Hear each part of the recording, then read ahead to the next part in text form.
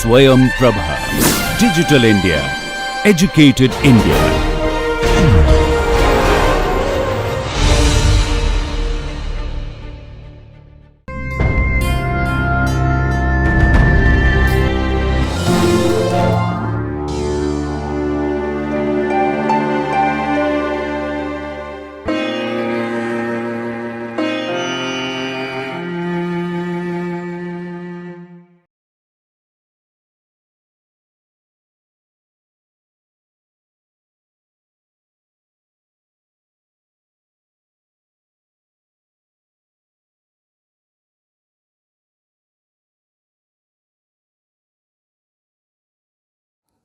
Hello there. My name is Salim Javed and I am an assistant professor at the Faculty of Mass Communication and Media Technology at SGT University. We are producing a series of videos which will help you understand some of the basic concepts and facts about mass communication. So far, through our videos, we have covered topics like nature of media and medium, history of photography, history of cinema, and in this video, we'll be learning about the history of radio. So, let's get started with the history of radio.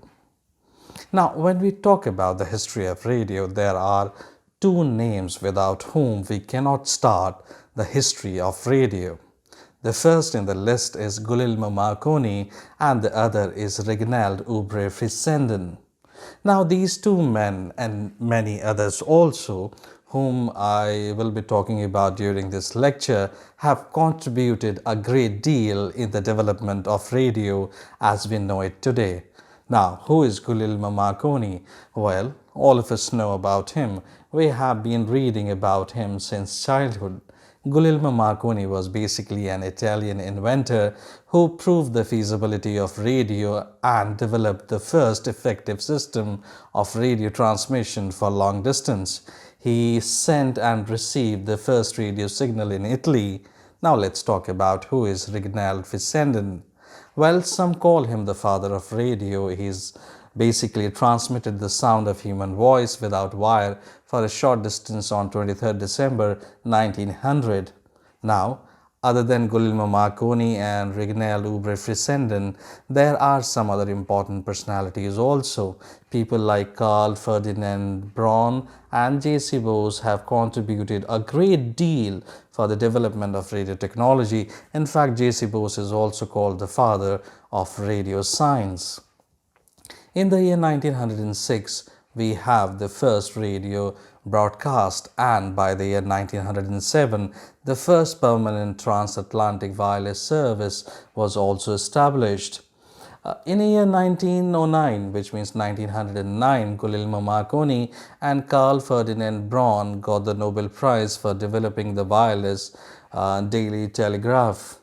In the same year, which means 1909, we also had the first broadcast in the world from the St. George, California, USA.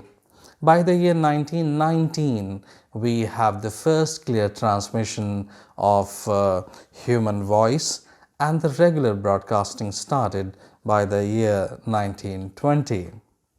So, now, as you know, that the regular broadcasting started by the year 1920.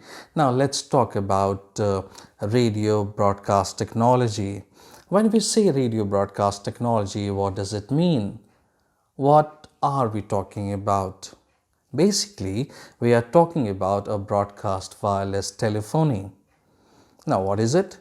This is basically the transmission of sound or spoken words to an infinite number of receivers through the atmosphere without the use of wire or cable.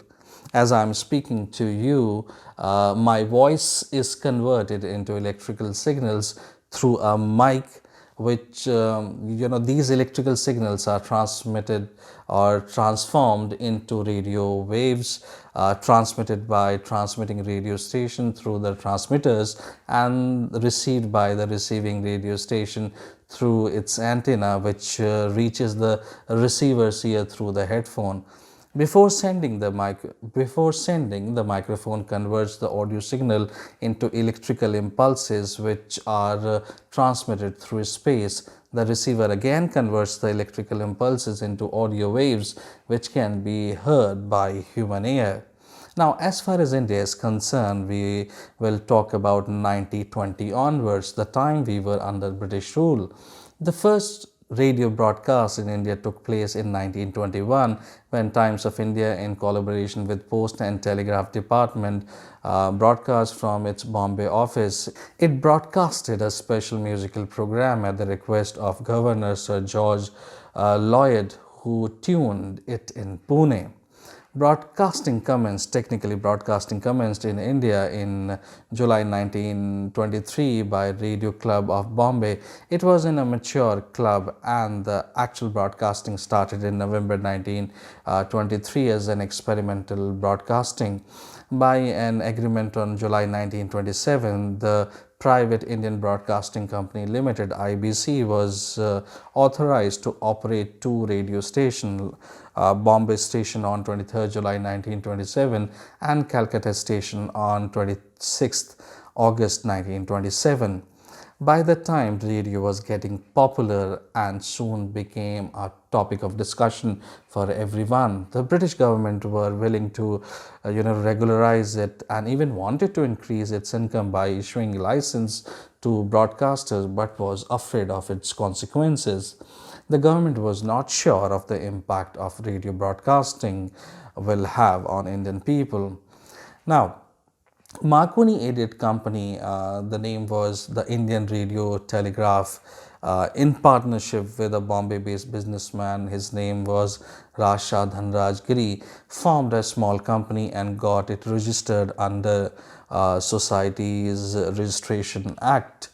Now, the company, which was registered by the name of Indian Broadcasting Company (IBC), which got the first license for regular transmission and started working in the year 1927. The company opened its station in Bombay and in Calcutta. These radio stations were given due coverage by local newspapers of Bombay and Calcutta.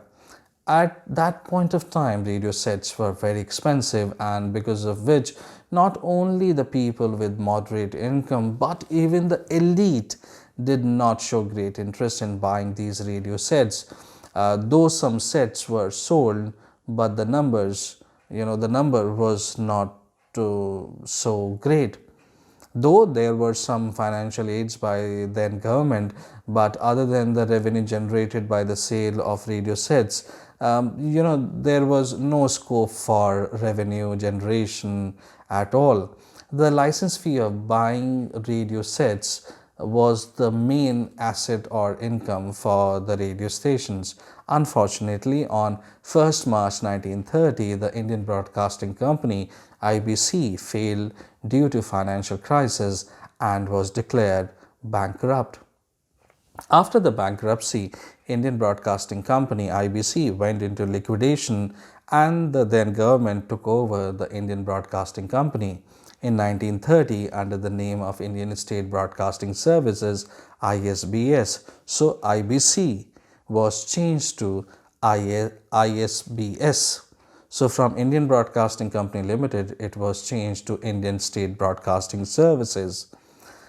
Now, as the then government took over on Indian Broadcasting Company Limited, because now it owns it, so it introduced the post of Controller of Broadcast for Indian State Broadcasting Services (ISBS) in 1935. As the post of Controller of Broadcast was instituted, and Lionel Fielding was appointed as the first Controller of Broadcasting, who actually worked with BBC earlier. So from 1935 to 1940, for a period of 5 years, Lionel Fielding offered his services as the Controller of Broadcast in India. Lionel Fielding left India in 1940, and after him Professor A.S. Bukhari, the Urdu humorist, his full name was Sir Syed Ahmad Shah Bukhari, took over the headship of AIR, who continued up to the day of partition of our country, till 1947. Technically, it was Professor A.S. Bukhari who was the first Indian controller of broadcast for All India Radio. The nomenclature of controller of broadcast was changed to Director General in the year 1943. So, not only Professor A.S. Bukhari was the first Indian controller of broadcast, but he was also the first Director General of AIR. Professor Bukhari established a zest for inquiry and standard of artistic excellence and efficiency for AIR. P.C. Chaudhary was the first DJ of independent India. Now, you must have noticed that I have just mentioned that Professor A.S. Bukhari took over the headship of AIR in 1940. The reason for it is that on 8th June 1936, the Indian State Broadcasting Services was renamed as All India Radio after much persuasion by Lionel Fielding. On 10th September 1935, private broadcasting began in the princely state of Mysore by the name of Akashvani, and on 1st August 1937, its Central News Organization was formed, and in the month of November the same year, which means 1937, All India Radio came under the Department of Communication.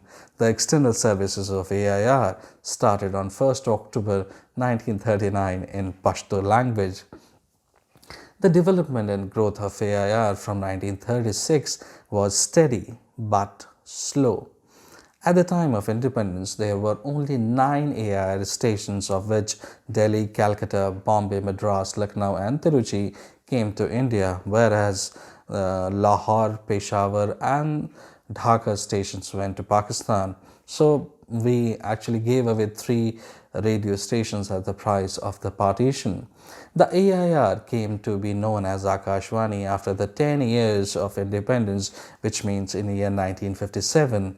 In 1959, the television started in India from the improvised studio of AIR in New Delhi, giving relief to industrialists, educationists and politicians who were demanding the services of television now more than a decade.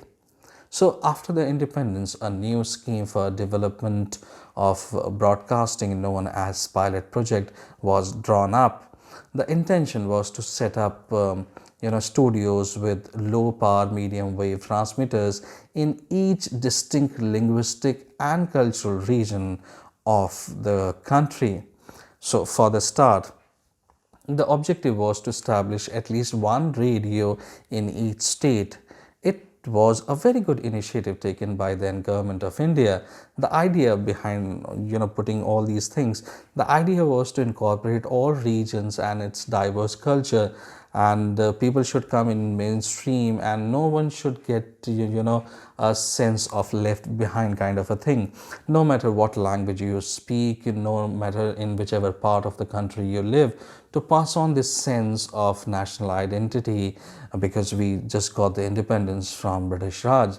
As a result, the first Jammu pilot station was commissioned on December 1st, 1947, and the year 1948 witnessed the coming up of new stations in different part of India. New stations were established at Patna, Cuttack, Guwahati, Nagpur, Vijayawada, Srinagar, Baroda, and more stations were opened in the year 1949 at places like Allahabad, Ahmedabad,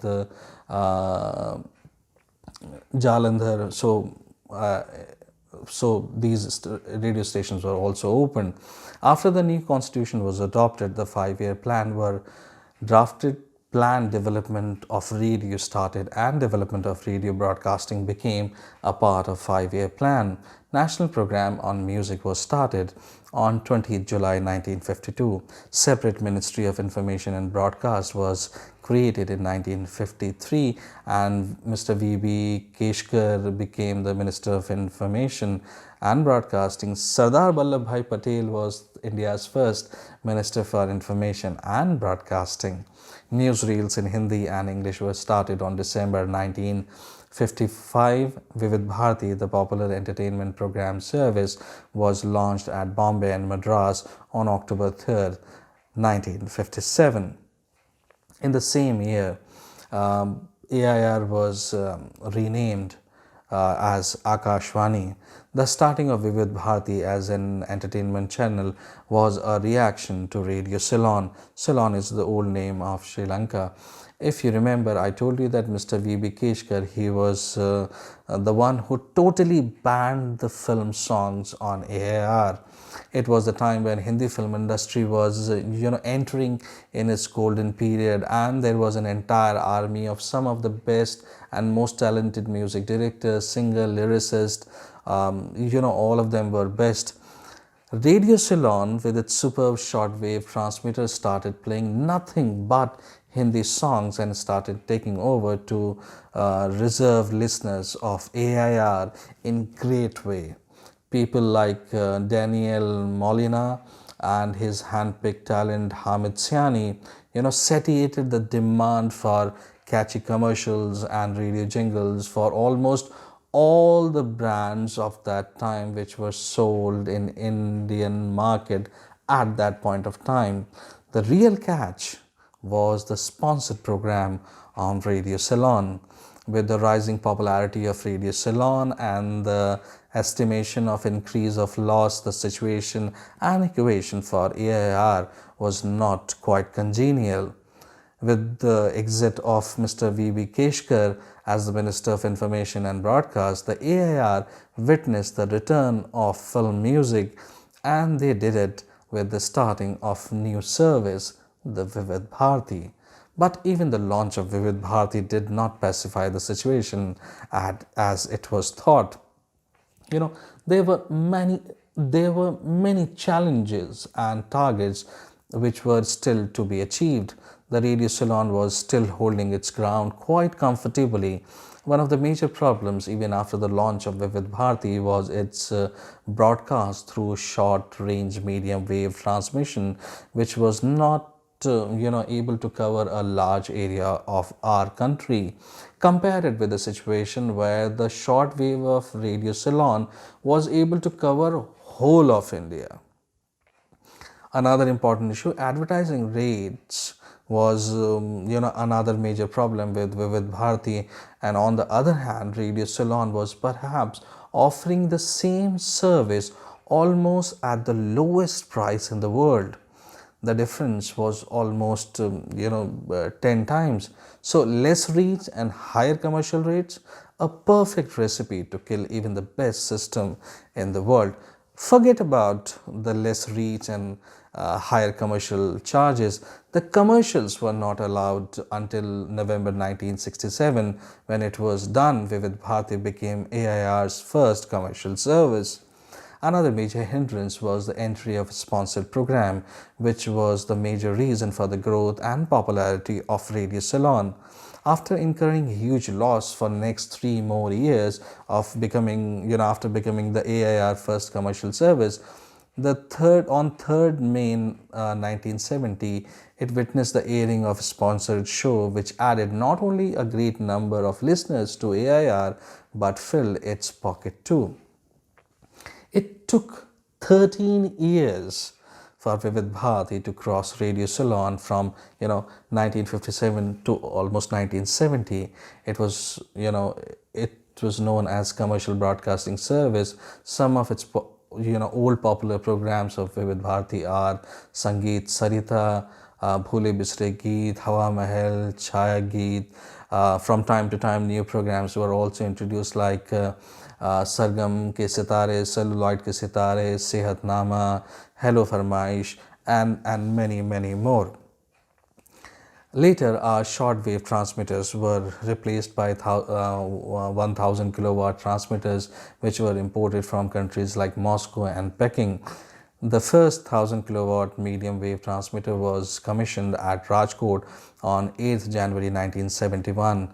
All these programs, on Vivid Bharati were and are produced at Vivid Bharati Service, Borivali, Mumbai, and uplinked to the satellite 40 Vivid Bharati station across the country. Downlink these programs through captive earth station provided at each of these AIR station.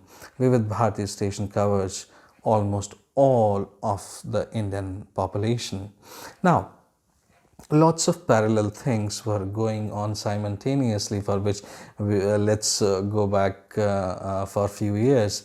In year 1964, when Government of India appointed A.K. Chanda Committee to examine the organization and the management of broadcasting, it not only examined the organization and management of broadcasting, but also gave some valuable recommendations. With the expansion of the radio broadcast network and increase in its coverage, radio emerged as a powerful medium of publicity. The group in power was better placed to use radio for its propaganda. There was a growing criticism by the opposition parties that the government is misusing the AIR for propaganda purposes, and demands were raised to separate AIR from government control.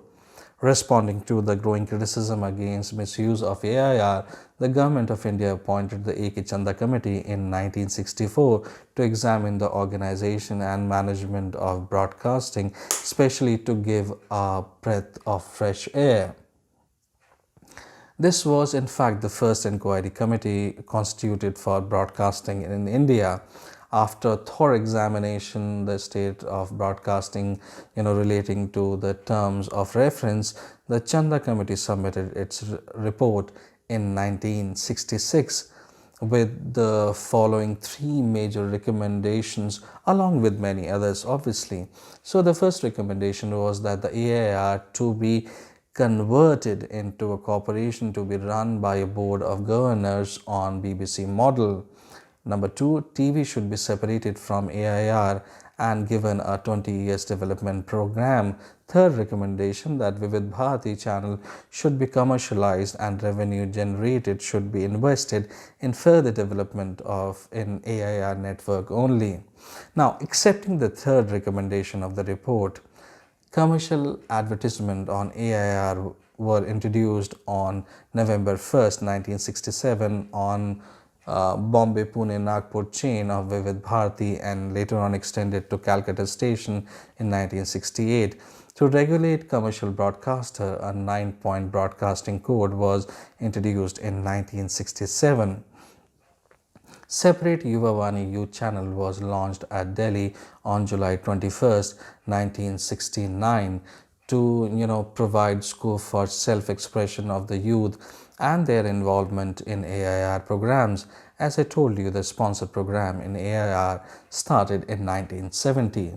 The year of 1974 witnessed the starting of Akashvani Annual Award, and on 1st April 1976, DD was separated from AIR and the first ever FM channel broadcast was started on 23rd July 1977 at Madras. The first local radio station was started at Nagarcoil, Tamil Nadu on 30th October 1984, and on August 15, 1985, the hourly news bulletin were introduced, and by the introduction of national channel, which is basically in 1988, Akashvani also started the broadcast of its program from evening to late night in year 1988.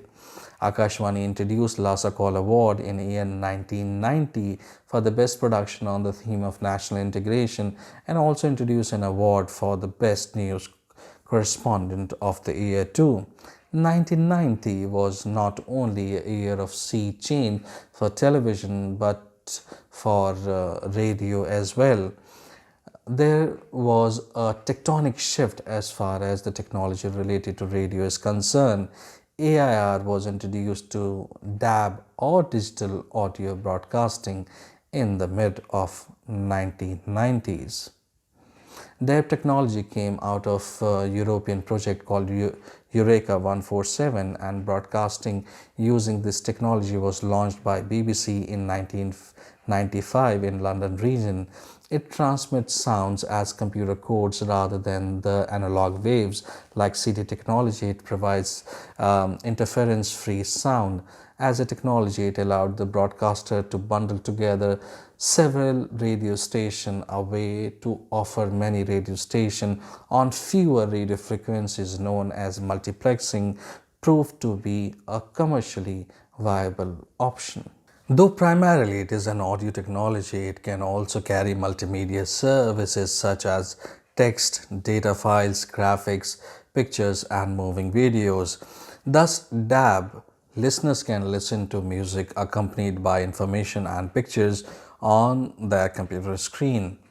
There are other uses too for this technology. It can be used for carrying tourist and travel information to computer terminals, to transmit traffic information to car equipped with multimedia DAB receiver, and to send data to notebook computers and mobile phones.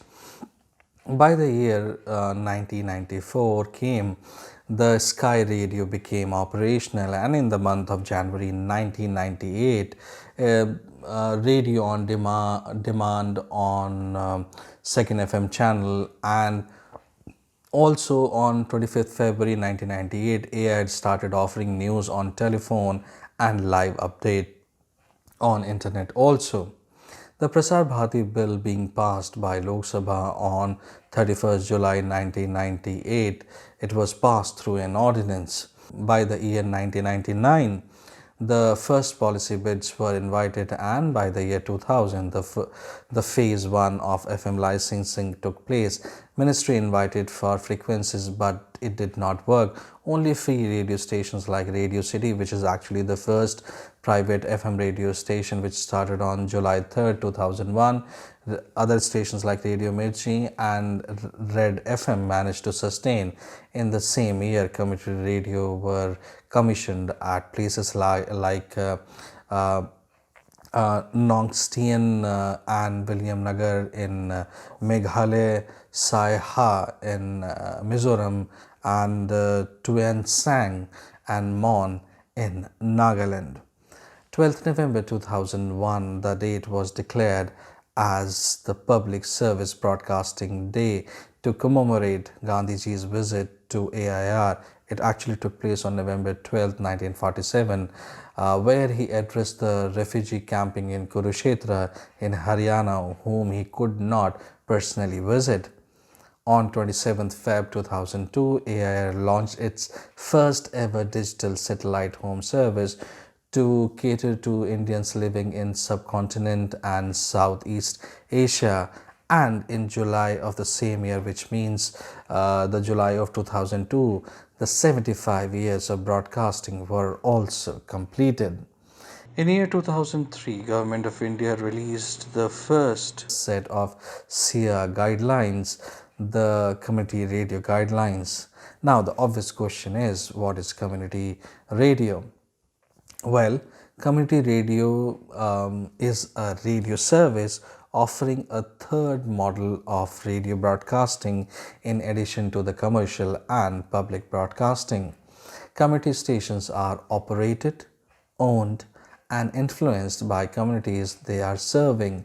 They are generally non-profit and kind of organization, and provide a mechanism for enabling individuals, groups, and communities to tell their stories and share their experiences. Government of India released the first set of community radio guidelines in 2003. Anna FM was India's first campus community radio station. As community radio was restricted to educational institutions only, the marginalized and voiceless communities continued to remain outside the ambit of community radio policy guidelines. But on November 16, 2006, Government of India implemented new community radio guidelines which permitted NGOs, educational and agricultural institutions to own and operate their community radio stations. Though the licensing bid was put up to the auction in year 2005, the phase 2 of FM licensing took place in 2006. 338 frequencies were offered, of which 237 frequencies were sold. The year 2011, and to be more precise, 2nd October 2011, witnessed the starting of 24-hour service of FM Gold in India. So that's all from my side. I'm very sure that the video must have solved some of your queries related to the history of radio, and the information provided in this video will come handy whenever you need it. In the next video, we'll be learning about the history of television. Till then, take care and stay safe.